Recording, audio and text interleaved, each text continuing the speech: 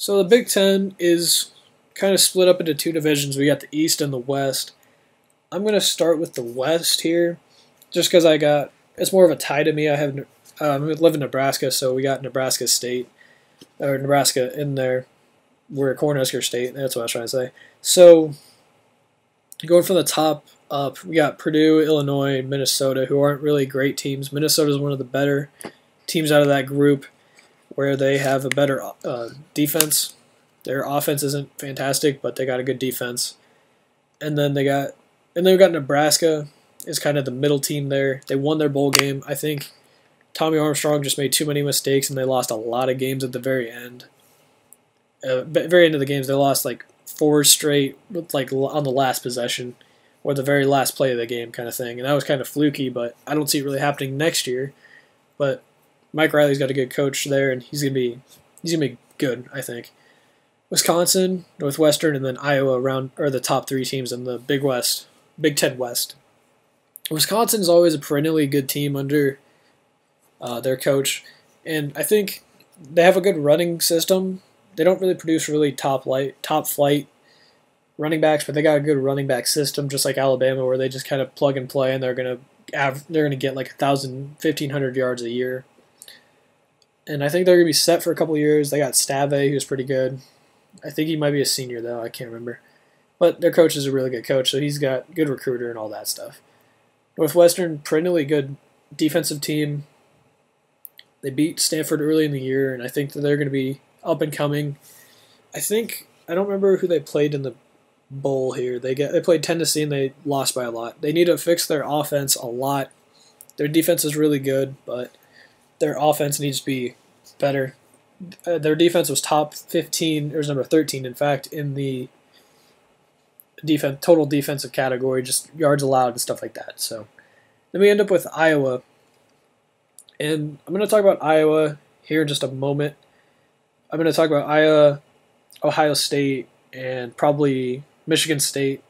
Those are the 3 teams I'm going to talk about out of this conference. So moving on to the East, we got Maryland, Rutgers, and Indiana. Yeah, Indiana. Wow. Those 3 teams aren't really that good. They're more of a basketball teams. They're basketball schools, kind of. Indiana kind of showed up a little bit. They went 6-7, played pretty well. In my opinion, that's pretty good for them. I thought they would go like 2-10 or something like that. So it's pretty impressive for them. Then Rutgers went 4-8.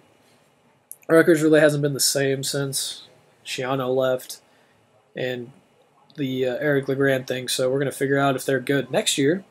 And then Maryland went 3-9. They don't really have a good school. They have terrible uniforms, and I don't really see them doing much in the next couple of years. So then a kind of interesting one to me was Penn State. They had one of the best quarterbacks in the nation with Hackenberg, but he's off to the NFL now. They couldn't really protect him, which is kind of the biggest issue for this team, is that protection. They need better defense, or they're better offensive linemen. So I think that they could be good. They need a better quarterback. No, they need a quarterback, not a better one. Hackenberg's one of the best in the nation, so I guess we'll see what happens in the next year. Michigan went 10-3 in their first year under Jim Harbaugh, and I think that they're kind of set up for the future. They need a new quarterback, I think. Maybe Rudolph. Rudolph is, I think, a junior. Maybe he's a senior. I can't remember. All I know is he's a good quarterback, and if he's gone, they need a good replacement for him. Their defense is stout. They got one of the best corners in Jabril Peppers, and it's going to be interesting to see what they do in the future there. So that leaves us with Michigan State at 2 and Ohio State at number 1 in the East. And how I'm going to do this, I think, is I'm going to talk about Michigan State first. And Michigan State was kind of interesting to me. They're always in that hunt for top 3, like top in the nation kind of thing. They can't really put anyone away, and it's just really interesting because like they have one of the best quarterbacks in the nation with Connor Cook, and they couldn't really do anything behind him. I mean, yeah, they beat Oregon 31-28, but that was early in the year, and then they had a bunch of cupcake games before they played Michigan, and they only beat them by 4. And then Nebraska ended up beating him on a fluke play, kind of he stepped out of bounds thing. I was at a broadcast and couldn't watch it, so I don't know the whole details. I'm just going to not touch that. And then they barely beat Ohio State, which I think Ohio State wasn't really trying, I guess. So it's going to be interesting to see what happens next year with all new quarterbacks for Michigan State, if they can keep up the good work of Ohio State there. Then they beat Iowa, and then they lost to Alabama. And the only reason they lost to Alabama was because Alabama figured out that Michigan State doesn't really have corners, or like they're three deep on their defense isn't really that good. They have no real passing defense, so I think that Alabama kind of exploited that. But it also, the one thing that's kind of impressive to me is that they held Derrick Henry to only 75 yards on 20 attempts, and that's because that's the first real passing defense or rushing defense that he saw all year. And that's not that good for him, but I talk about that in my piece this week about why he's not really that good and why he shouldn't have won the Heisman. So I'm going to let you guys pop over there if you want to read that one. The link will be down in the description. So now moving on to Iowa. My opinion is that Iowa really didn't do a whole lot. Yeah, they beat Illinois State, an FCS team. They beat Iowa State, a bad ACC team. They beat Pitt, who was an all-right team. They beat North Texas, who's an FCS team. They barely beat Wisconsin, who was 10 by a score of 10-6. And that game, I'm gonna highlight. Stave still had 200 yards on them. Their quarterback only had 77. It was more they kind of rushed and killed the clock the whole time. So I think that based on that game, it didn't really look like their offense was really clicking or anything. And near the end of the year, they did beat Northwestern, but Northwestern doesn't have an offense, so they can't. It's really easy to beat a team that doesn't have any offense. And then Maryland is not a good team. Indiana is not a good team. Minnesota is not a good team. Neither is Purdue. They beat Nebraska 28-20, but Nebraska, I think this was the game Armstrong had he had 4 picks this game, and if you kind of do that, you're kind of destined to lose. So I don't think that they're really gonna. I don't think their quarterback Bethard. I don't know how to say it, but Bethard. So I'm gonna say it.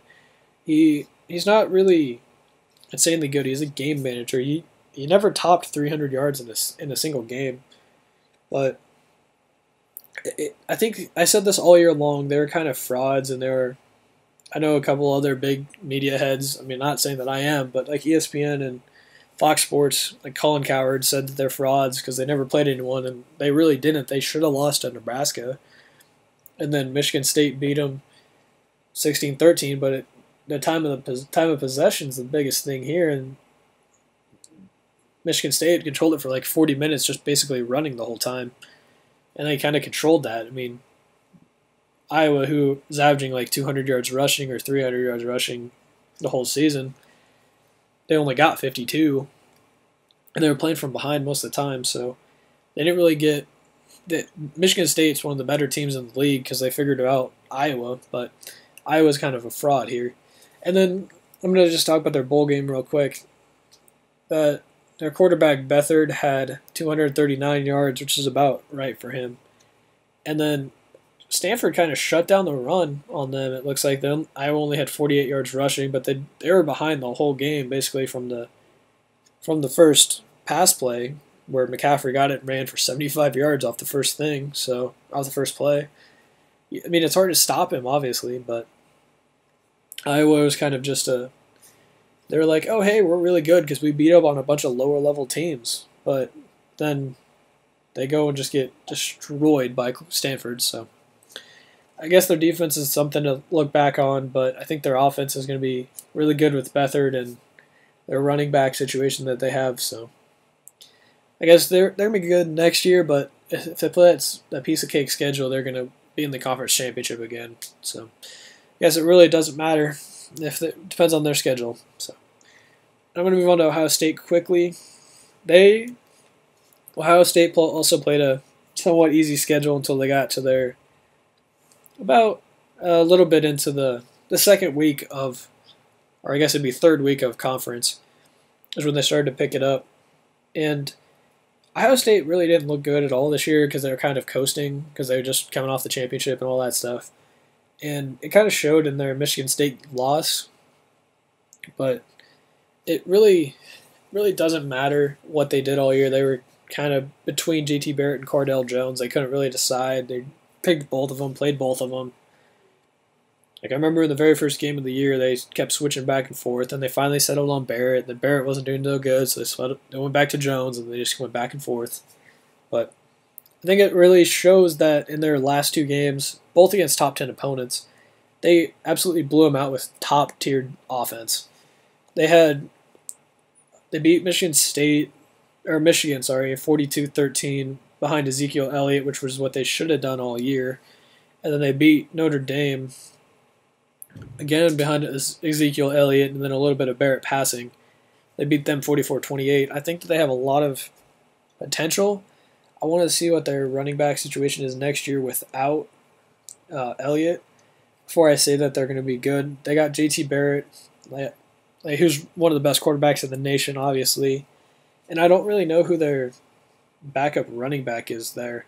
So when that gets figured out, that's where I'm going to say, that's when I'm going to be able to tell you who's going to be good and who's not out of that school. So that's it for the Big 12. I think at least Michigan State, Michigan, and Ohio State are going to be in the hunt for the conference championship. So we're going to move on to the next conference.